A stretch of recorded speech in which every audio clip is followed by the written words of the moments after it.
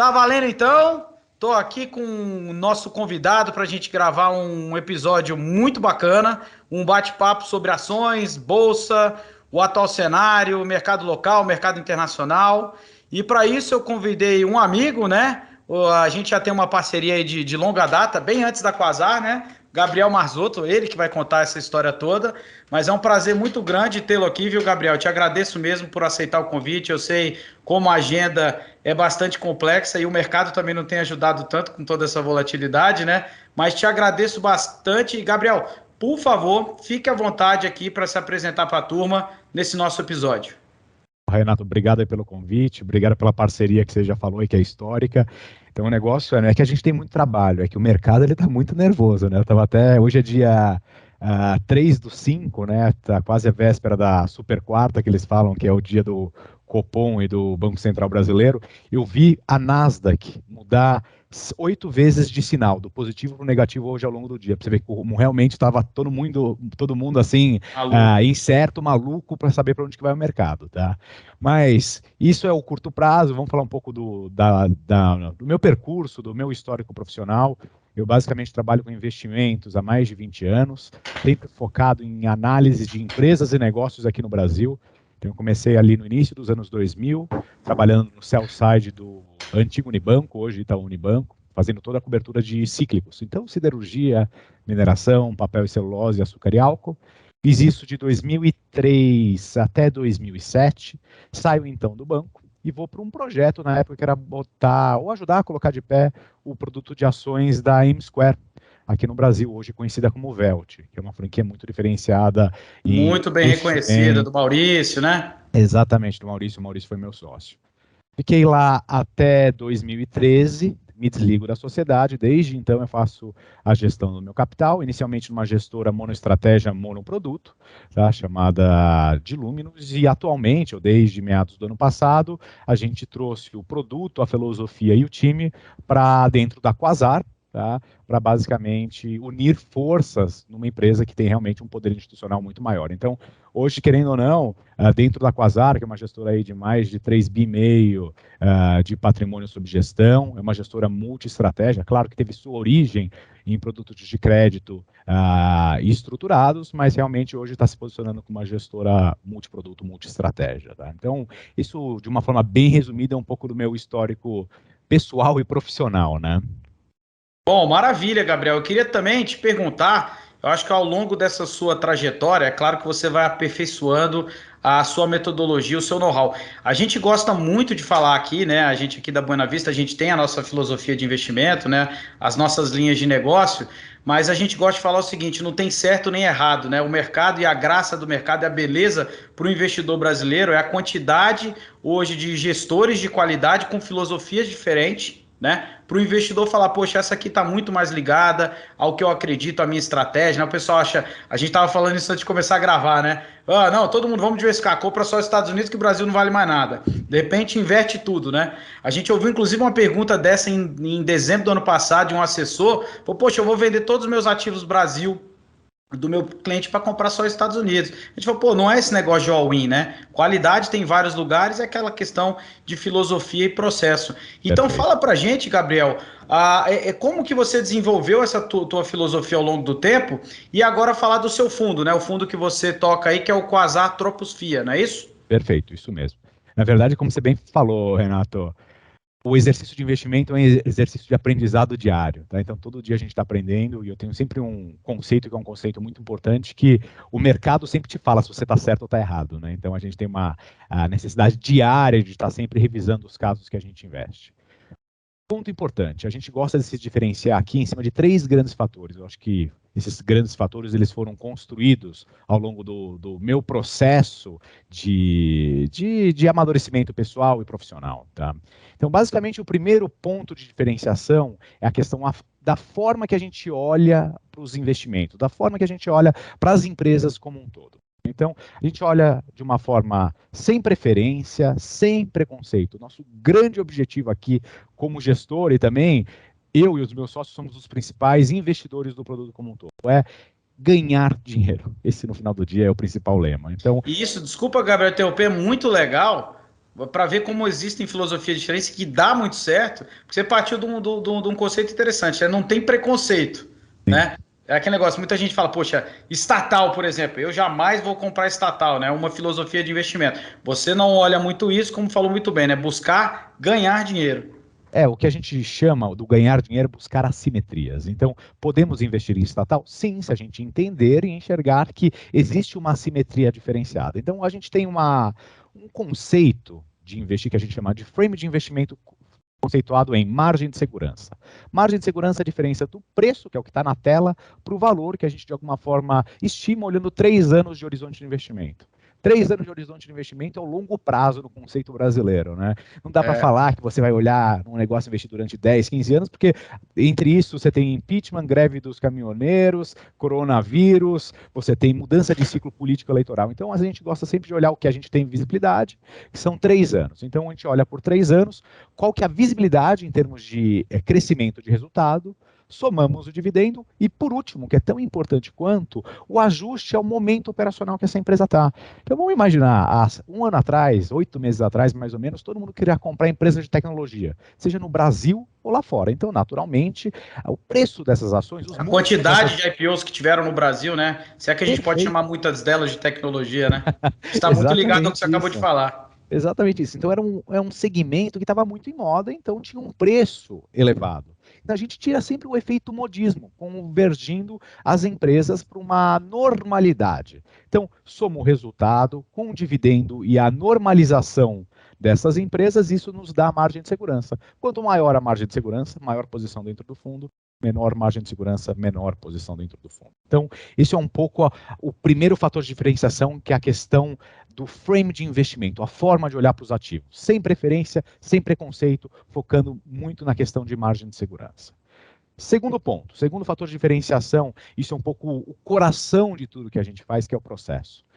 O processo de investimento ele tem que ser longo, interativo, profundo quanto necessário e sempre com a decisão balizada no fato e no dado. Não existe eu acho. Nós, investidores e gestores profissionais, não somos pagos para achar. A gente tem que ter convicção. E a convicção você adquire como? Gastando sola de sapato, indo atrás de fornecedor, de cliente, de empresa, de RI. Então, fazendo um processo de diligência empresarial, que às vezes demoram dias, semanas, meses ou até ano.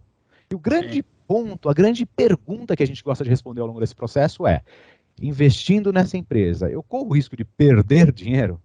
O grande ponto é, quando a gente tem um conforto, e mais importante que o conforto, a convicção que investindo nessa empresa a gente não perde dinheiro, é uma empresa que é elegível ao portfólio, e a gente tem algumas regrinhas para ser posições um pouco maiores ou um pouco menores, dependendo, claro, de questões qualitativas e questões quantitativas. Tá?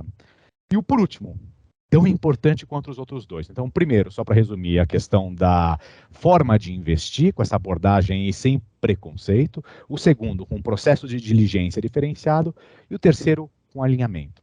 Então, assim, eu já trabalhei em banco grande, tenho amigos que continuam trabalhando lá, e é o seguinte, se você não tem alinhamento de incentivos, você tem um alinhamento perverso. Então, imagina se eu sou gestor de um fundo grande, tá? E não tenho dinheiro nesse fundo que eu faço a gestão. E a gente está no Brasil. Anuncio ou Ah, não, você tem uma grande correção de mercado. Então, vamos lá. Se acontece esse grande evento de cauda e eu não tenho dinheiro no produto dos meus clientes, qual que é o incentivo que eu tenho? Toma risco até a tampa, deu certo. Beleza, brilhei, fiz o meu bônus. Deu errado, vou procurar emprego em outro lugar. Tá? O dinheiro não é meu mesmo. A sim. única grande certeza e convicção que eu tenho é: estarei aqui para o dia de amanhã, independente do que aconteça. Tá? Então, fazer a gestão desse produto e trabalhar com isso não é o meu emprego, mas sim é o meu projeto de vida. Eu olho esse negócio da mesma forma que eu olho para os meus 2 filhos. Tá? Então, realmente é uma abordagem muito diferente. Então, seria Essa é aquela uma questão. diferença gigantesca na hora de escolher uma casa, um fundo, né? Além do alinhamento, viver isso 24 horas por dia e estar com risco no mesmo veículo dos clientes, né? Exatamente. Então eu falo no final do dia que eu tenho que ter um produto que tem uma performance minimamente decente para eu poder ter o jantar de família no final de ano, né? Porque todos os meus amigos, família, É, são todos investidores do produto como um todo, então senão a gente passa vergonha, né? Ou a gente pula o Natal. e cá entre nós, né? A gente passa a mesma coisa aqui no famoso Family and Friends. Se você ganha dinheiro, não fez nada mais do que obrigação. Se você perde, todo mundo quer né? Exatamente isso, esse é o ponto. Então, Dureza. assim, acho que só de uma forma bem resumida é um pouco o processo de investimento e a filosofia de investimento que a gente implementa hoje dentro da Quasar, fazendo a gestão do Quasar Troposfera. Muito legal. Antes da gente entrar em alguns tópicos aqui de mercado, só ampliar um pouquinho mais a questão do fundo, porque eu já te falei, a gente gosta muito do case, da forma que vocês têm essa abordagem, você sabe bem disso, né? É um relacionamento de vários anos, apesar daqui estamos falando aqui, nós dois como gestores. Queria que o pessoal entender um pouquinho, como você tem essa visão um pouco diferenciada, né, em termos de como selecionar as empresas, fala um pouco do momento, obviamente você já falou do processo de como eleger as companhias, mas como vocês fazem no caso de tirar uma companhia do portfólio para retirar outra, ou mesmo, poxa, eu vou dar a saída nessa empresa, por qual motivo, né? Quais são os tópicos aí que vocês seguem?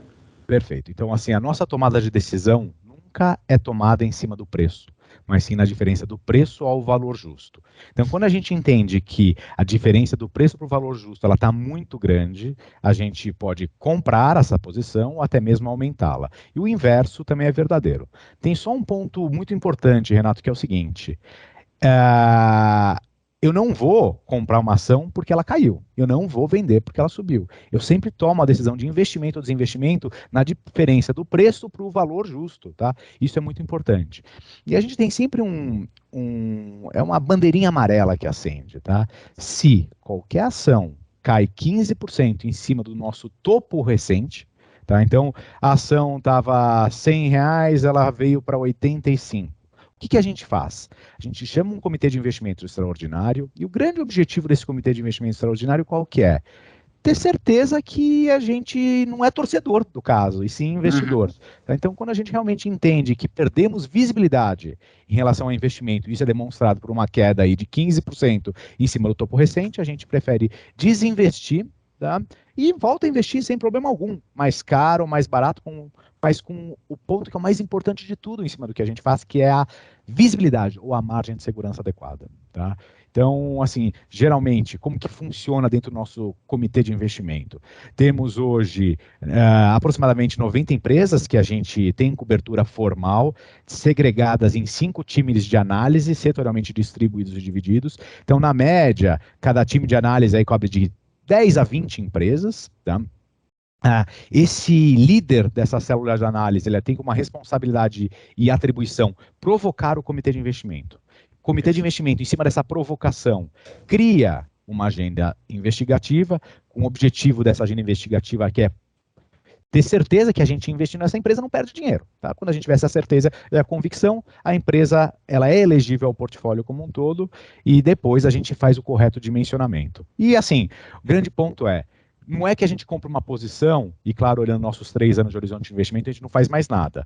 Um monitoramento constante em cima. Difícil não fazer mais nada também no mercado atual, né? Difícil. E assim, eu gosto sempre de falar que, vamos imaginar que apesar de a gente comprou uma empresa, tá? E o caso de alguma forma não se alterou, o tamanho da posição ela muda ao longo do tempo. A gente não mantém uma posição estática, porque às vezes você tem uma dor de barriga de mercado, que essa ação cai sem nenhuma mudança fundamental, e o oposto também é verdadeiro. Às vezes tem gringo comprando que reprecifica essa ação como um todo, mas o fundamento como um todo não se alterou. Então a gente sempre gosta de utilizar o ruído ao nosso favor. Então, quando o mercado exagera para um lado, a gente reduz. Quando o mercado também exagera para o outro, a gente pode também aumentar a posição. A geografia, olhando sempre Brasil?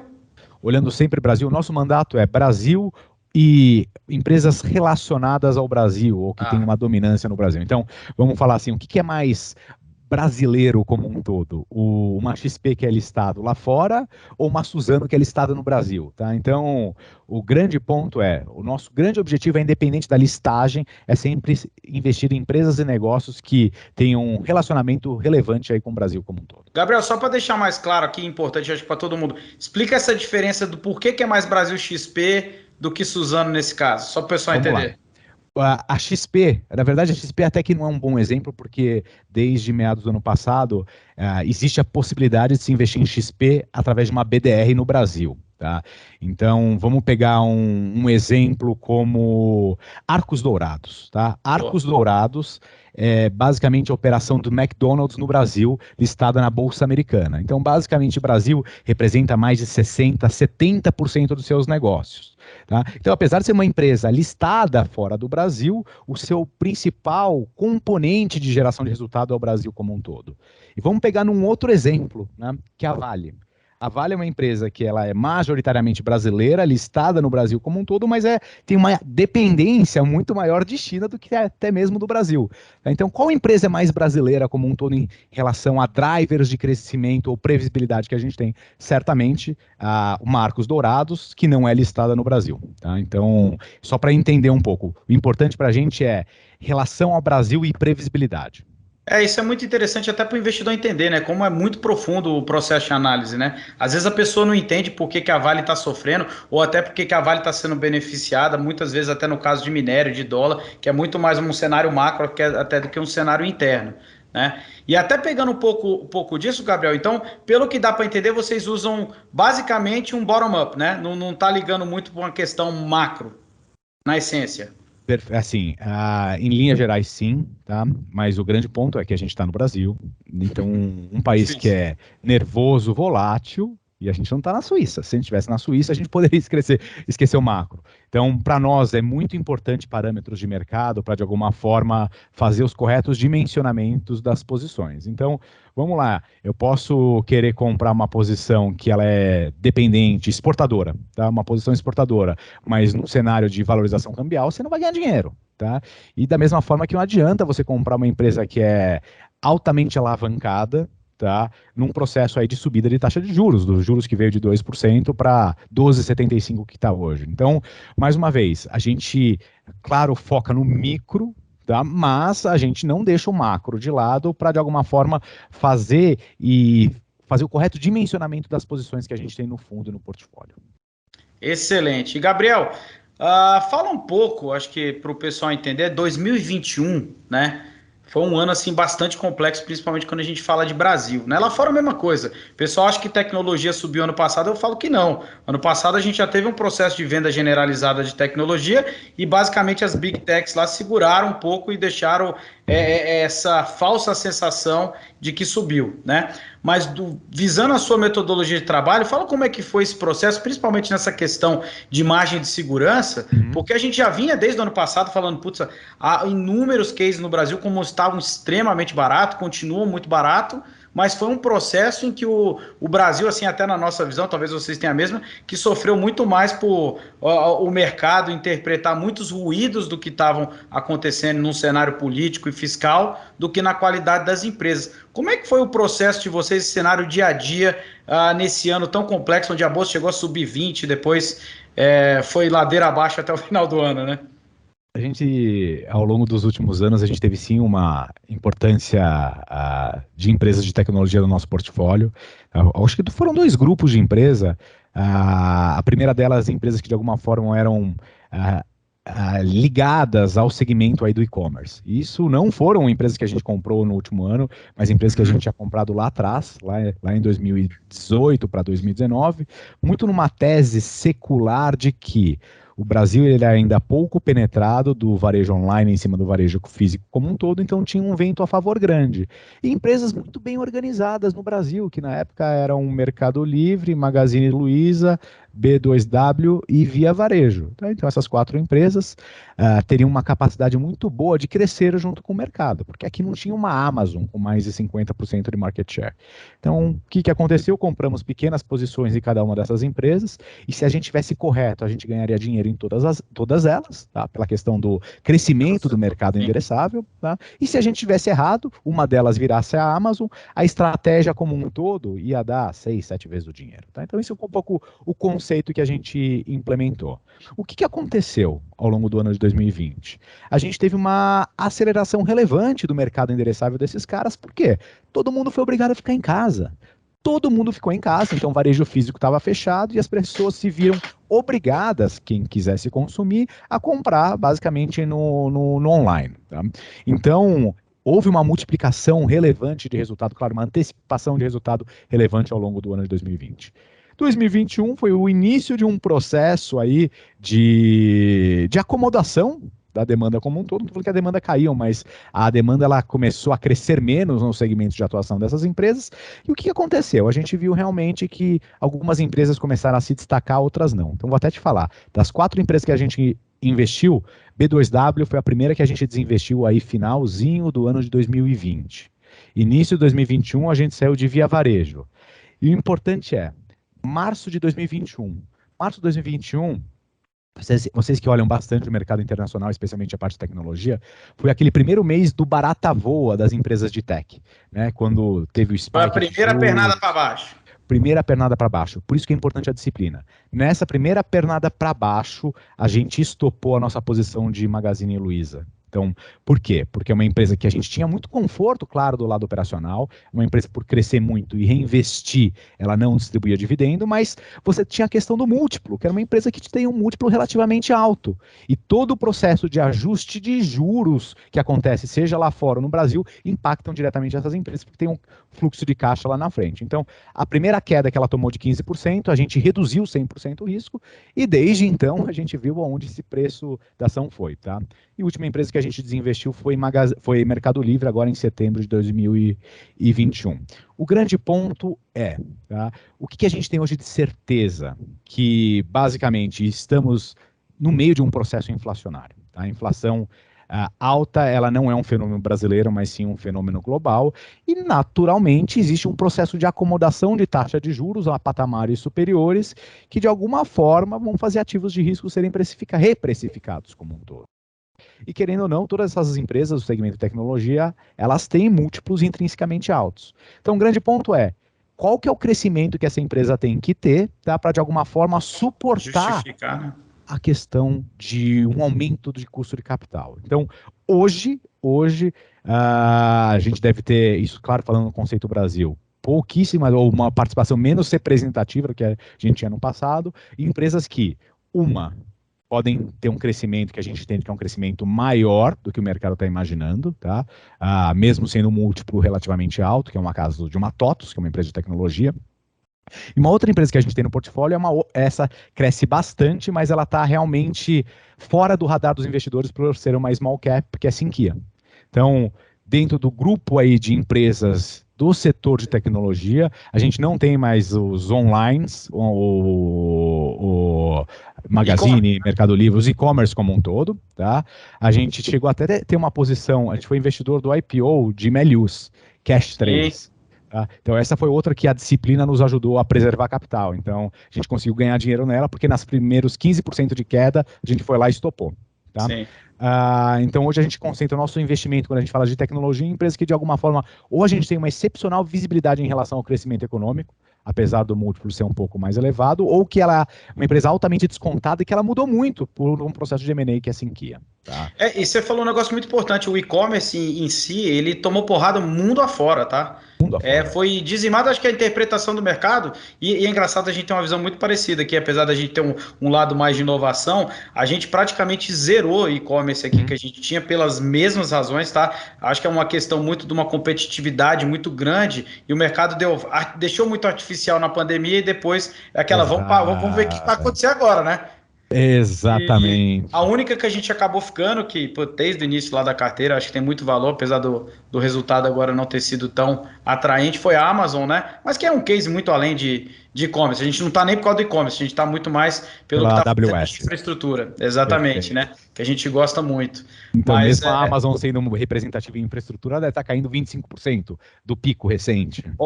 Então, é que a gente olha numa janela mais ampla, né? A gente aqui, 5 anos para a gente é até um pouco curto. Claro que a gente se movimentou muito pelos descontos aí que acabaram tendo nessa queda bem forte de tecnologia que começou no ano passado, mas se você pegar nos últimos 2 anos, se eu não me engano, talvez um pouquinho mais, ela já está beirando os 38% de queda. Então é bem expressivo o tamanho de desconto que está tendo na Amazon, né? Por uma empresa que vem fazendo um trabalho fantástico na parte de cloud e inteligência artificial também. Acho que tem bastante coisa. Mas como você colocou muito bem, né? São empresas que são precificadas o crescimento lá na frente e o aumento da taxa de juros prejudica bastante aí o desconto no valor presente, né? Complicado. Mas, Gabriel, me fala um pouco dos cases aí que vocês estão olhando agora, o que vocês estão vendo de atrativo, principalmente com tudo que está acontecendo no mercado e essa reacomodação toda, né? A gente está passando aí, vai passar por um período eleitoral aqui no Brasil, que aí também fique à vontade para dar a sua visão em termos de impacto que isso pode ter no cenário de ativos brasileiro e até na carteira de vocês. Uhum. Tá, vamos lá. Só criar um pouco um pano de fundo, né, de investimento para vocês entenderem realmente como que a gente constrói o portfólio dados os temas que a gente investe, tá? Então, vamos só recapitular um pouco o que aconteceu nos últimos 6, 8 meses. A gente teve aquele início do fura-teto, né, que fez com que os juros subisse antes do mundo como um todo, tá? Então não era para um controle do processo inflacionário, mas sim em cima de um risco país maior. Somado a isso daí, você teve diversos bancos revisando aí negativamente a perspectiva de crescimento econômico para o Brasil aí para 2021 e até mesmo 2022, criando em 2022 uma recessão, tá? E claro, em cima de um processo que a gente sabe que é um processo eleitoral, que acontece agora no segundo semestre de 2022. Então, finalzinho do ano passado, a gente termina aí meio com um gosto amargo, né? De juros subindo, fura-teto, recuperação econômica não está acontecendo, e aí? Todo mundo entrando comprado em dólar, vendido em Brasil. Exato. O que mudou? Tá? E até por isso a gente muda a nossa cabeça, a nossa percepção. Primeiro ponto, quando a gente olha o Brasil, ele começou a fazer antes de todos os outros países a lição de casa em relação a ajuste de taxa de juros. Então, eu não sei se vai terminar nos 13 alguma coisa, mas certamente a gente está muito mais próximo do término do processo de ajuste de taxa de juros do que do começo, tá? Isso é muito diferente de outros países. Então, basicamente, os Estados Unidos está começando agora. Então, falando até isso, nós temos juro real positivo, né? Acho que nenhum dos países envolvidos tem juro real positivo hoje, né? Exatamente, bom ponto isso daí. Segundo argumento, tá? Imaginava-se que existiria uma deterioração importante na questão da geração de emprego no Brasil, tá? E, surpreendentemente, o nível de desemprego tem caído. Então, a gente tem números aí expressivos, positivos na questão de geração de emprego, e o desemprego hoje está, não estou falando que isso é bom, mas ele reduziu bem aí, hoje a gente deve estar próximo. Vem melhorando, né? Vem melhorando. Tá? Somado a isso daí, você teve dissídios importantes que aconteceram aí ao longo do final do ano passado, que de alguma forma conseguiram recompor parte da renda que foi corroído pela eleição, pela inflação. Tá? E tem um ponto importante acho que 2 pontos importantes aí, que primeiro, as relações de troca das commodities que o Brasil exportam, elas estão melhores, seja o aço, minério, petróleo, as proteínas animais, as outras commodities agrícolas como um todo, e claro, isso tem uma influência aí da questão da guerra aí com Rússia e Ucrânia, tá? E por último, tão importante quanto, tá? Finalzinho do ano passado a gente começou a ter aquele gosto amargo do Omicron, né? Que de alguma forma atrasou o processo da abertura econômica nacional muito para o lado do serviço, né? Então a gente viu aí ao longo do mês de março, início de abril, a máscara caindo em ambientes abertos e depois máscara caindo em ambientes fechados. Isso dando uma dinâmica muito construtiva para as indústrias, para alguns segmentos que eles estavam muito para trás, né? Como a parte aérea, turismo, alimentação fora de casa, shopping center, academias, tá? A gente já vê o fluxo mudando radicalmente, né? Muito. Você está em Brasília, eu estou em São Paulo. Aqui a gente voltou a ter trânsito como era. Ao longo da pandemia, porque a gente em nenhum momento aqui parou, a gente ia almoçar, era difícil achar um restaurante para almoçar, porque estava fechado, tá? E assim, os que estavam abertos, as moscas. Hoje é difícil, é difícil. Então, realmente, quando a gente olha do lado de serviço como um todo, a economia ela tem voltado, ela tem recuperado, tá?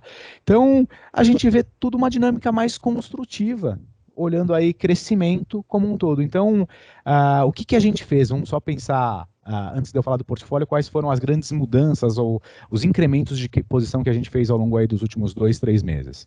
Basicamente, empresas e negócios que de alguma forma se beneficiam desse processo gradual de abertura econômica, que eu já falei boa parte desses temas, que é a parte de turismo, é a parte de academias, é a parte de alimentação fora de casa é a parte de mobilidade urbana, tá? Então, CCR, Smart Fit, Azul, Linhas Aéreas e Burger King Brasil. Então, basicamente, são posições que a gente já tinha investido no passado, com exceção de Smart Fit, que é um IPO recente, tá? Mas empresas que a gente conhece muito bem, a gente é muito próximo e que a gente realmente entende que tem uma excepcional assimetria, tá? E uma melhora importante de resultado olhando aí os próximos trimestres, tá? Então isso é a mudança que a gente fez aí mais conjuntural. Quando a gente olha o portfólio estrutural, basicamente são dois macrotemas que a gente tem dentro do nosso produto, tá? O primeiro deles são as teses que a gente chama de teses seculares. Tá? Teses seculares, elas são separadas em basicamente três grandes grupos, e aí as teses seculares é metade do portfólio, tá? Primeiro grupo de empresas, empresas que de alguma forma se beneficiam do processo de desbancarização, mercado de capitais e financial deepening como um todo. Claro que era mais acentuado quando o juros era 2, mas a gente entende realmente que esse processo ele só mudou a velocidade, mas o processo ele é contínuo. Tá? As principais empresas desse grupo, que a gente chama aí, é a questão aí de Banco BTG Pactual, tá? Junto com TOTUS e Sinqia na parte de tecnologia. Segundo grupo, que esse é um grupo de empresas que a gente investe já há algum tempo, que a gente chama de terceirização. Então, pessoas físicas e jurídicas cada vez menos propensas a ter o ativo fixo e mais propensas a participar de uma economia compartilhada. Então, os exemplos clássicos aí é uma Vamos, que é a líder incontestável no segmento de aluguel de caminhões, a Localiza, que eu não preciso, acho que dispensa comentários, todo mundo conhece muito bem, e a última, que é a Ambipar, que é uma empresa que faz todo o tratamento aí de resíduos industriais, tá? Que é um processo muito crítico dentro de algumas indústrias. Então esse é o segundo grupinho. E o terceiro grupinho, para fechar as teses seculares, são as empresas de varejo, varejistas de referência. E só para até contextualizar, né? A gente não tinha nenhuma varejista física ao longo dos últimos 2, 3 anos, porque a gente realmente acreditava no varejo online ganhando o share do varejo físico. Agora, mudou bastante essa dinâmica agora, né? Mudou bastante. Então hoje a gente tem Pets, que também eu acho que todo mundo que tem um animal conhece. A gente tem Arezzo, que é uma empresa que a gente tem uma grande admiração. Que inclusive a Pet, só voltando um pouquinho, comentários assim, vem tendo uma presença online bem relevante, cada vez crescente, né? Cada vez crescente, tá? E por último aí a gente tem Loja Renner. Você falou da Arezzo também, né? Arezzo, então Pets, Arezzo e Loja Renner. Tá? Perfeito. Então, esse é o... Loja Renner mudou alguma forma do teu conceito, da análise de vocês? Por que eu tô perguntando isso? Tá? Dar um panorama aqui. A gente conversou assim com bastante gestores, amigos, tudo, e a Loja Renner, acho que é consenso, uma baita administração, gestão, né, como os executivos por trás, acho que de forma brilhante, mas ficou, na visão de muitos, tá muito para trás nessa questão de digitalização e diferenciação, quando teve essa competição mais ampla, vindo da pandemia, vamos chamar assim, né? Mudou alguma coisa na sua dinâmica com o Renner durante esse tempo e agora também, ou não? Na verdade, eu não tenho como discordar que a Renner ainda ela tem seus desafios para ter uma empresa mais digitalizada. Então, o online dela ainda não é relevante como poderia ser. O grande ponto é, o que mudou foi a perspectiva em relação ao online comparativamente ao físico. Então, até pouquíssimo tempo atrás, Renato, a Renner estava fechada no shopping center. Tá? Então a gente tem realmente uma recuperação importante de resultado, tá? De que tal forma vai recompor essa empresa a um nível que a gente via pré-pandemia. Tá? Então é uma empresa que, por os seus desafios, o mercado já precifica isso daí, então ela tem múltiplos intrinsecamente abaixo das suas médias históricas, tá? Com uma dinâmica de recuperação de resultado, com uma dinâmica que a gente entende que é boa. Tá? Então é muito em cima disso daí. Mas assim, se ela tem seus desafios, não só isso, tá? Então você pega Arezzo e Pets, o produto final ele tem uma elasticidade um pouco menor. Tá? Então, seja pelo produto específico de Pets, ou seja pela questão do cliente médio da Arezzo, que é classe A, a B, ele tem uma elasticidade de preço um pouco menor, tá? Mas quando a gente olha Renner, é uma elasticidade um pouco mais alta, porque você está vendendo para um consumidor aí que está tendo sua renda corroída pela questão de inflação. Mas a gente entende que muito disso daí, muitos dos desafios setoriais, ou até mesmo da empresa, tá, já estão muito bem precificados, e aí se cria a assimetria. Tá? Perfeito. E, Gabriel, te falar um pouquinho agora, vamos entrar nesse ano de 2022, né? de janeiro para cá a gente teve alguns acontecimentos. Acho que começou o ano todo mundo comprado em dólar, vendido em Brasil, tomou na cabeça, né? A gente aqui vem sofrendo pela dinâmica da nossa visão, do nosso viés de inovação, venture capital, são todas as indústrias aí que estão sofrendo bastante. Aumenta a taxa de juros, o capital dá uma secada aí, né? Uhum. E o que a gente viu foi o Brasil, uma das únicas bolsas aí positivas no ano, né? A gente viu o real valorizar bastante frente ao dólar, né? Acabou sendo meio que uma moeda de commodity também, e essa, como você colocou muito bem, né? O Brasil fez o dever de casa na parte da questão de juros, e o que aconteceu agora no final, pelo menos abril, né, como um todo, e agora a gente teve um fluxo de estrangeiro desde o início muito forte, saiu um pouquinho, se eu não me engano foi 58, 60 bi de injeção de capital estrangeiro para cá, e saiu uma questão de 8, talvez eu erre um pouco mais, um pouco menos, em abril, e mudou um pouquinho, né? A bolsa está quase no 0 a 0, né? O dólar foi para a casa dos 5, 4,96 aí agora. Como é que vocês estão enxergando esse horizonte? Alguma mudança? Tá vendo algum panorama modificado ou não? Na verdade, assim, acho que a visão geral não muda, tá? O grande ponto é que a liquidez global ela deu uma secada.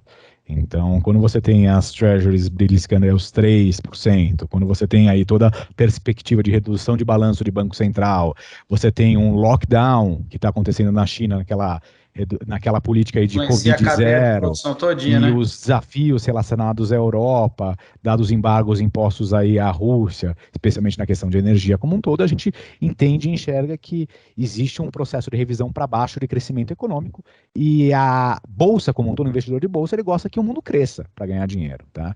Então, eu acho que a direção ela não muda, tá? Eu acho que, querendo ou não, a gente tem que só ver o passo e ver a velocidade, tá? Então, onde que a gente tem conforto? Isso que é a questão importante. Eu já mencionei a questão do dever de casa, da taxa de juros que foi feita aqui no Brasil como um todo, tá? E querendo ou não, hoje a gente ainda vive num processo inflacionário. Então, com as commodities lá em cima, seja aço, minério e petróleo. E o Brasil, por que que ele performa bem nesse cenário aí de inflação alta global? Porque é um país, tá? Quando você pega as especificidades aí do EWZ, tá? Ou do IBOV, é um índice que tem um componente grande, seja de empresas de mercado financeiro, de financials, que a gente chama, né? Sim. Bancos e empresas aí ligados ao segmento de financeiro, tá? Ou commodities. Então, sei lá, 60%, 70% do índice como um todo deve ter essa dependência. Então, acaba sendo uma proteção em cima aí de processos de ajuste de taxa de juros, sejam elas locais ou internacionais, tá? Isso, a gente tem os dados empíricos aí dos últimos grandes processos de ajuste de taxa de juros dos Estados Unidos, que o mercado de ações brasileira performou muito bem, tá? Performou realmente muito bem. Então, para nós é muito mais a velocidade do que a mudança de direção, tá? E um ponto importante, tá? Que você comentou aí nas suas provocações iniciais, mas a gente não mencionou, tá? A gente está, assim, alguns meses aí de um ciclo eleitoral. Tá? Então, o que que a gente tinha, basicamente, alguns meses atrás? A gente tinha a alternativa do presidente corrente, a alternativa do presidente do presidente aí que está o líder das campanhas, está em primeiro em todas as pesquisas eleitorais. Aí tinha a terceira via. Acho que, querendo ou não, em cima de Sim. fatos recentes, descartou-se a questão da terceira via, então a gente tem alternativa A e B, manutenção do status quo, ou basicamente aí a reeleição do ex-presidente Lula. E o grande ponto, o que que acontece? Isso até em cima de abordagens que a gente teve em cima de diversos investidores, sejam eles locais ou internacionais. Tá? A eleição não vai ser uma eleição fácil, vai ser uma eleição realmente muito disputada, até porque não seria. Se fosse fácil, o Lula não estaria fazendo alianças com Sim. adversários históricos dele. Não, e acho que Tá? você mencionou um ponto importante, né? Acho que o Bolsonaro, que não vem, ele tem a máquina na mão, é um ponto importante. Ele vem trabalhando uma questão que todo presidente em exercício buscando reeleição faz, que é um aumento do populismo. Uhum. E querendo ou não, as condições econômicas do Brasil estão começando a melhorar de forma gradativa até a eleição, né? Então acho que está ficando cada vez mais competitivo, de claro, tem uma mesma visão aí que vocês. Então essa que é a ideia. Então você tem um presidente atual com a caneta na mão, que está dando R$ 400, que está mudando a bandeira tarifária, conseguiu se isolar da questão do preço do petróleo e afins, tá? Então, e claro, com a economia abrindo na parte de serviços, tem um vento a favor para ele. E do outro lado, tá, o seu principal adversário vê isso daí e vê que tem que buscar um tom mais moderado. Então, um Sim. grande ponto, tá, é que quais são as perspectivas? Seja a manutenção do presidente atual, a gente já sabe qual é a regra do jogo, e caso a gente tenha o ex-presidente Lula sendo reeleito, teoricamente não seria um governo assim tão radical, porque, primeiro, ele vai ter que buscar consenso para conseguir uma reeleição, e um outro ponto tão importante quanto o poder de influência que ele tem, seja em prefeituras relevantes, estados e até mesmo no Congresso, é menor que no passado, tá? E então, acho que a soma desses dois fatores, de alguma forma, demonstra que seria um governo de menos radical do que se imaginava inicialmente. E quando você conversa com o estrangeiro como um todo, eles investiram, ganharam muito dinheiro ao longo aí dos dois governos do Lula. Então, Sim. eles não têm nenhum preconceito. Tá? Então, quando a gente soma a manutenção de status quo, que não é um cenário negativo, e um novo presidente, tá? Que o mercado já conhece, especialmente os estrangeiros, também não é nenhum grande evento, tá? A gente realmente melhora um pouco a visibilidade em relação a cenário eleitoral olhando para frente. Claro que, tá? Dependendo do resultado eleitoral, você vai querer ter mais ou não vai querer ter empresas de commodity. Tá? Então, hoje, só para dar ideia, eu falei bastante das teses que a gente fala que são as teses seculares, tá? Que isso independe de governo. Tá? Então, a gente investe nessas empresas porque realmente entendemos que a dinâmica de resultado dessas empresas como um todo deve ser muito favorável para os próximos anos, independente de Lula ou Bolsonaro. Mas tem um outro lado, que é a parte de commodities, e a principal representante desse grupo é Petrobras, que a gente tem que revisar o caso a gente entenda ou enxergue que vai se mudar a política, não de precificação do petróleo na última linha, tá? Que para nós isso daí acaba sendo não tão relevante, mas política de alocação de capital. Porque hoje a gente olha a Petrobras, está com Preço 30% de dividendo, tá? Ao longo desse ano. Tá? Então, o grande ponto é, gera-se caixa, se esse caixa deixar de ser distribuído para o investidor e começar a ser reempregado, seja para fazer refino ou fazer qualquer outras coisas, possivelmente o nosso caso de investimento mude e a gente vai estar uma posição, ou não vai querer ter posição, uma posição bem menor do que a gente tem hoje, tá? As complexidades de se investir no Brasil, né? Isso. O ponto é que tem complexidade, mas também as complexidades geram as oportunidades, você sabe muito bem. Tá? Sem sombra de dúvidas, então, né? esse que é o grande ponto. Quando você conhece e sabe o que está fazendo. Tá? A brincadeira que a gente estava fazendo, eu não lembro qual foi o episódio, mas foi essa, né? Esse processo inflacionário e ter que aumentar a taxa de juros, o Brasil é professor, né? O restante do mundo é meio que aluno nessa brincadeira. Por isso que tá todo mundo lá descabelando e o Brasil aqui meio que... Não, isso aqui já é tranquilo pra gente, né? Eu estava conversando com os amigos meus no final de semana, de bancos estrangeiros, eles estavam comentando comigo que vieram algumas comitivas de investidor estrangeiro para entender como um país consegue viver num processo de inflação alta e não ter redução de consumo. Porque o que acontece? Vamos pensar no mercado desenvolvido. Um item sobe 20%, o que você faz? Você para de consumir. Sim. No Brasil não acontece isso, porque você tem uma herança inflacionária. Tá? Então, o estrangeiro está aprendendo com a gente como conviver, como viver num processo inflacionário, né? Pô, a última vez que os Estados Unidos passou por algo similar foi nos anos 80, né? Exato. Então, assim, putz, tem chão aí, né? Tem chão. E o Gabriel, esqueci de perguntar, vocês fazem hedge aí no fundo? Na verdade, podemos fazer hedge. Nosso grande objetivo aqui, Renato, é investir em empresas e negócios quando a gente enxerga que existe uma assimetria muito grande, mas tem um risco de cauda, a gente pode utilizar uma estrutura de derivativo para a proteção. Então, vou te falar, a gente tem essa posição de Petro, que é a maior posição do fundo como um todo, e até finalzinho do ano passado, a gente tinha puts dessa posição, porque estava em curso aquela possível mudança do marco do petróleo, a tributação e afins, tá? Então, hoje não temos nada, porque a gente entende realmente que o maior risco é um risco eleitoral, tá? E a gente entende que isso daí deve ser um risco aí um pouco relacionado mais para o segundo semestre de 2022. Mas podemos sim fazer put. Antes da gente entrar no investidor pessoa física, que era o que a gente estava falando lá no final, colocar um tema polêmico aqui para você. Você já me falou um pouco sua opinião, mas todo mundo gosta, todo mundo quer falar. seja para o lado positivo, negativo, ou qualquer opinião, né, pessoal até. O Thiago estava aqui batendo papo aí da Quasar, também mencionou um caso interessante lá, acho que foi do pai dele, né? Uhum. Como você enxerga aí essa questão de criptoativos, né? Até você já me falou que não é muito a sua praia, Uhum. mas até como um curioso, assim, você vê acontecendo algo que a gente nunca viu antigamente, um nível, né, movido aí por comunidade, né, as pessoas e a globalização do jeito que é, a forma de comunicação, os criptoativos aí, né, explodiram no mercado. Como que você enxerga isso? Ó, vamos lá. Eu agora é o meu como pessoa física e não como investidor, porque eu gosto sempre de falar e dar recomendação, dar opinião das coisas que eu estudo e conheço, tá? Perfeito. Então, eu tenho a questão de olhar os criptoativos muito mais por curiosidade, para ver algum tipo de complementaridade que existe hoje para as empresas que a gente investe, tá? Especialmente bolsa, como B3 e afins, tá? Como que eu enxergo, pelo menos em cima das pessoas que eu converso, tá, e que entendem bem desse assunto.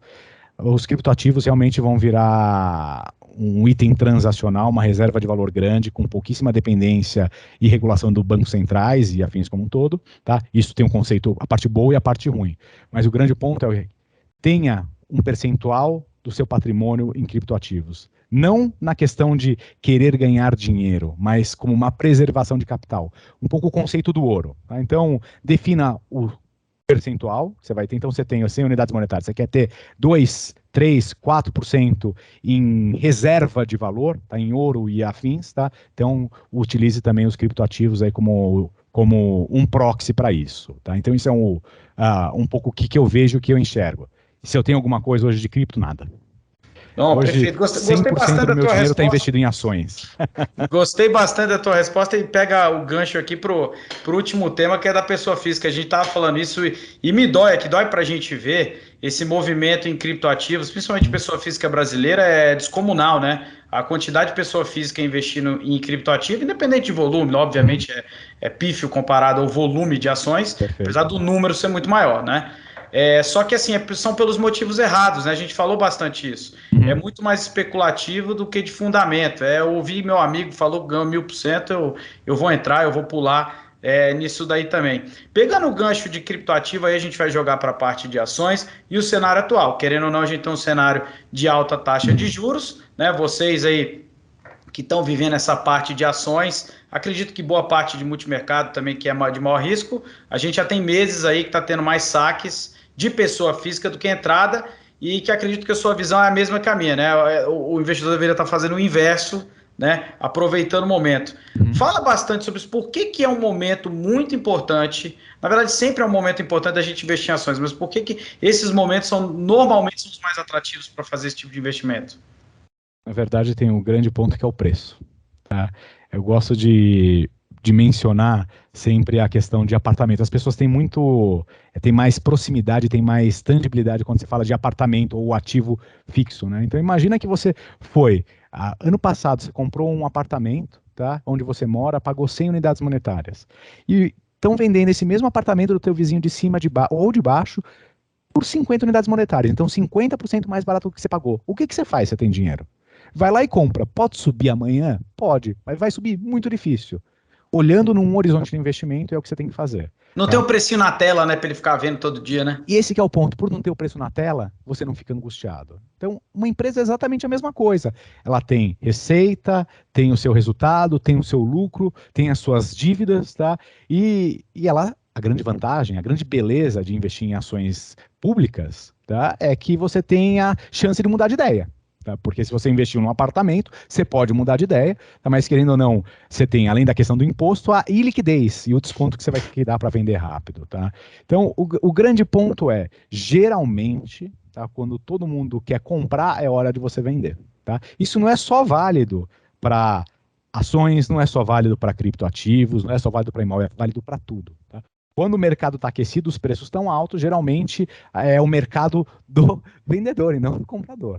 E o inverso também é verdadeiro. Eu lembro, um ano atrás, quando a bolsa estava lá em cima e afins, eu ia fazer lá o meu esporte, todo mundo perguntava, porra, Gabriel, você trabalha com ações, trabalha com investimentos, olha, eu fui lá, comprei Vale, comprei JBS, comprei tal coisa, só tinha ganhador. Hoje ninguém mais fala de investimento comigo. Só para realmente demonstrar que A Magalu foi um case emblemático, né, disso daí, né?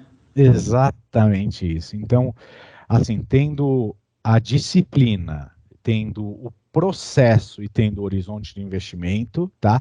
Sempre é hora de comprar ações que eu entenda que é a mesma abordagem do que você fala aí dos criptoativos, tá? Então, o importante é processo, o frame de investimento e o horizonte. Porque, mais uma vez, as pessoas me perguntam, é hora de comprar ações? Eu falo, sempre é. Depende de quanto tempo você tem de horizonte de investimento. Você quer comprar hoje e vender daqui a um mês? Esquece, vai para renda fixa, porque lá você tem 1% garantido. Mas você está pensando 5 anos de horizonte de investimento. Então, para você ter ideia, todos os meus filhos hoje, eles têm dinheiro, 100% do dinheirinho que eles recebem, vai para ação, vai para bolsa, vai para o fundo. Tá? Então, Mesma todo coisa lá em casa, viu? Já ensino logo cedo. aniversário, porque assim, o pessoal costumava, avó, vô, tio, tia, Caderneta de padrinho, madrinha, poupança, né? fica dando presente. Eu falo, não, não dá presente, tá? Esquece, vamos pegar, dá um dinheirinho, por menor que seja, até eu mudei o ticket do fundo para R$ 100, para realmente a gente conseguir fazer os aportes frequentes.